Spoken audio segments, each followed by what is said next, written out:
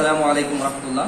প্রিয় পলিটেকনিক শিক্ষার্থীরা, বাংলাদেশের উপর থেকে তাপদাহের কারণে শিক্ষা প্রতিষ্ঠান বিশেষ করে কারিগরি শিক্ষার্থীদের জন্য ছুটির নতুন একটা নোটিশ পাবলিশ হয়েছে। এই ক্ষেত্রে আজকে ছোট একটা পরামর্শ দেওয়ার জন্য আসছি। আমাদের পূর্বে একটা প্রবিধান শেষ হয়ে যাচ্ছে, সেটা হচ্ছে 16 প্রবিধান।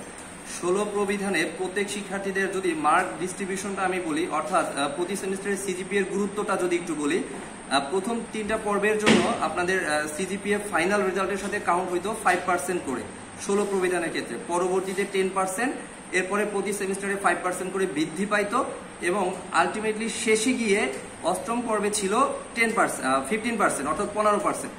কিন্তু এবার 22 প্রবিধানে পরিবর্তন হয়েছে।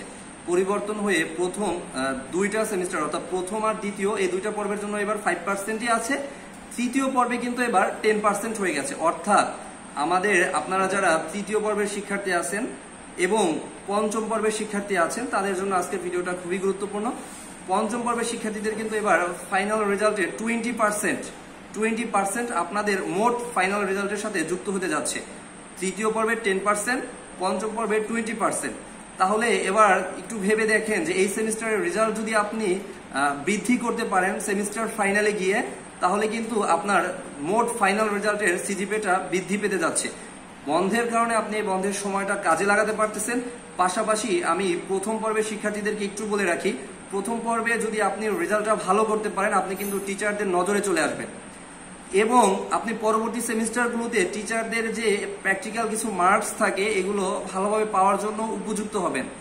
পাশাপাশি আপনার যে ফ্রেন্ড সার্কেল থাকবে তারা কিন্তু আপনার থেকে পরামর্শ নিতে আসবে যে আমি পরবর্তী সেমিস্টারে একটু ভালোভাবে যেন পড়াশোনা করতে পারি, এই জন্য আমাকে কিছু টিপস দাও।